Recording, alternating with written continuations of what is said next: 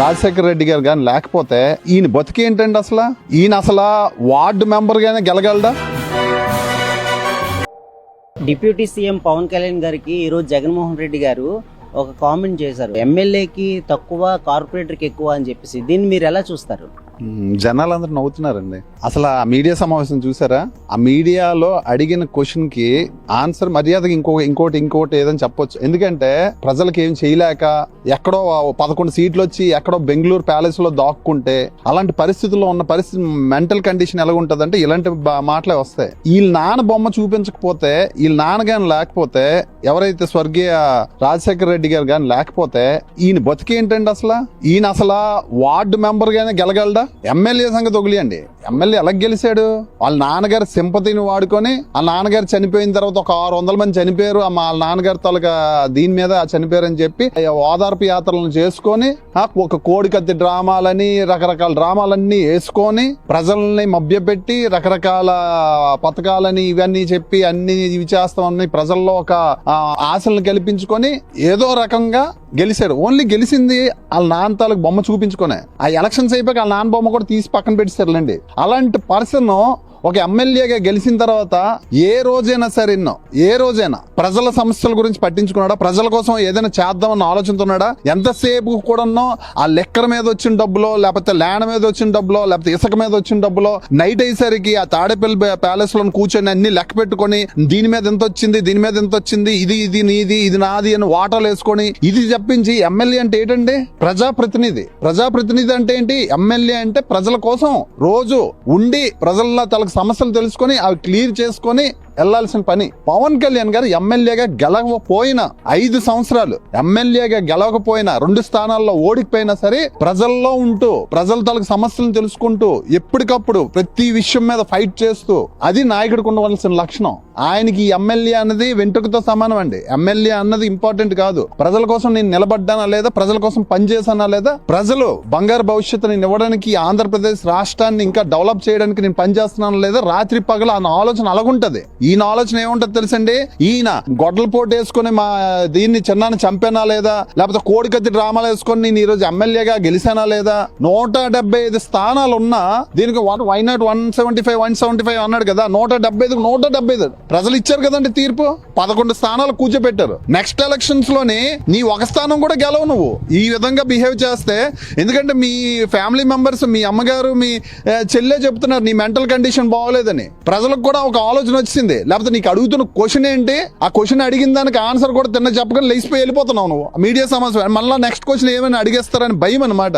నీకు నిజంగా జెన్యూన్ గా నువ్వు ఎమ్మెల్యే అనుకుంటే, ఇప్పుడు కూడా చెప్తున్నాను, జగన్మోహన్ రెడ్డి గారు మీరు ఎమ్మెల్యే అనుకుంటే మీరు ఏదైతే నియోజకవర్గంలో గెలిచారో ఆ కడప జిల్లాలో డెవలప్మెంట్ చేయాలన్న ఆలోచన గానీ, ప్రజా సమస్యల మీద ఏటేటి ఉన్నాయి ప్రాబ్లమ్స్ గానీ, ఇవి గానీ, లేకపోతే రోడ్లు వేయడం గానీ వాటి గురించి చూడండి. మీరు వెళ్ళి 24 గంటలు బెంగళూరు ప్యాలెస్ లో కూర్చుంటే పనులు జరగవు. ఒక్కరోజైనా అసెంబ్లీకి వచ్చారా? అసెంబ్లీకి వస్తే ఎమ్మెల్యేగా మా కడప నుంచి నియోజకవర్గం నుంచి ఈయన పంపించాము, ఈయన మన కోసం ఫైట్ చేస్తాడు. నువ్వు ఆంధ్ర రాష్ట్రానికి ఎలాగో నువ్వు చేయలేదు. నువ్వు 5 సంవత్సరాలు ఉన్నప్పుడే ఆంధ్ర రాష్ట్రానికి చేయలేదు, ఇప్పుడు చేసేది ఏం చేయగానే అట్లీస్ట్ నీ నియోజకవర్గానికి వెళ్ళి నువ్వు డెవలప్ చేసుకుని నీ నియోజకవర్గానికి చెయ్యు. ఆ నియోజకవర్గం నువ్వు ఉన్న 5 సంవత్సరాల్లో ఏం డెవలప్ అవ్వాలి? ఇప్పుడు అవుతుంది అంత డెవలప్మెంట్. రోడ్లు మూల రోడ్లన్నీ పవన్ కళ్యాణ్ గారి దగ్గర వేస్తున్నారు కడపలోనే. ఖచ్చితంగా నువ్వు ఎమ్మెల్యేగా నెక్స్ట్ టైం గెలవాలి అనుకుంటే, లేదంటే నువ్వు వార్డు మెంబర్ కూడా గెలిచినా ఒకళ్ళు పోటీ చేసినా ఓడిపోతావు నువ్వు. నేను ఖచ్చితంగా చెప్తున్నాను. ఎందుకంటే నువ్వు ఎమ్మెల్యే గెలాలంటే ముందు నీ కడప జిల్లాలో ఉండి, కడపలోని నియోజకవర్గం డెవలప్మెంట్ తాలూకు పనులన్నీ దగ్గర చూడు. లేదు అనుకో, మీ కడప తాలూకా నియోజకవర్గం సంబంధించిన సమస్యలు ఏమున్నాయో అవి ఏదైతే అసెంబ్లీకి నువ్వు రావడం అనుకుంటున్నావో అసెంబ్లీకి వచ్చి అక్కడ నీ తాలూకా సమస్యలను వినిపించి, నీ తాలూకా ఏమైనా పనులన్నా ఏమన్నా జరగాలనుకుంటే ఒక ప్రజాప్రతినిధిగా ప్రజల తరపున నీకు ప్రజలు ఓటేసి గెలిపించారు కాబట్టి వాళ్ళకి నువ్వు ఒక నమ్మకంగా వచ్చి అసెంబ్లీలో మాట్లాడు. అప్పుడు నువ్వు మాట్లాడు.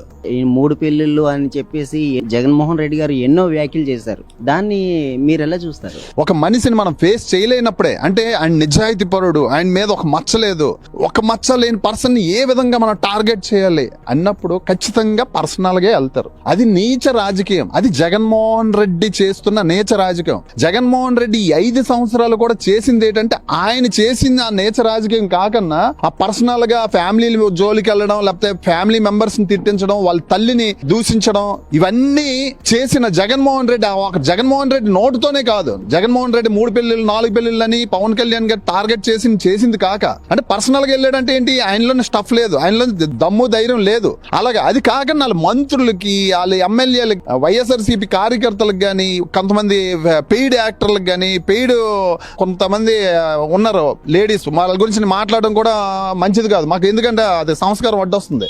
డెఫినెట్ గా ఇలాంటివన్నీ పేటిఎం బ్యాచ్ ఉంటారు, ఈ సజ్జల రామకృష్ణ వాళ్ళ కొడుకు వీళ్ళందరూ కలిపి ప్లాన్ చేసుకొని చేశారని మొన్న ఎవరో పోషణ మురళీకృష్ణ గారు మొన్న చెప్పారు. వీళ్ళు చెప్తేనే నేను చేశానండి, వీళ్ళు చెప్తేనే నేను తిట్టానండి, అంత నీచంగా తిట్టారు. అంటే వాళ్ళు ఓన్లీ వాళ్ళ భార్యల జోలికి వాళ్ళ అమ్మల జోలికి, వాళ్ళ పిల్లల జోలికి వచ్చి చేసేవాళ్ళు ఇలా బోరగడ్డ అనిల్ కుమార్ వీళ్ళందరినీ బ్యాచ్ అంతా ఆనే కదా జగన్మోహన్ రెడ్డి నడిపించాడు, ఆ సజ్జల రామకృష్ణ చేత ఇవన్నీ చేయించాడు. ఖచ్చితంగా పూర్తిగా వాళ్ళకి పర్సనల్ గా టార్గెట్ చేస్తే వాళ్ళ మనోభావాలు ఇచ్చేసుకొని వాళ్ళు డల్ అయిపోయి రాజకీయంగా దూరంగా వెళ్ళిపోతారు అన్నాడు.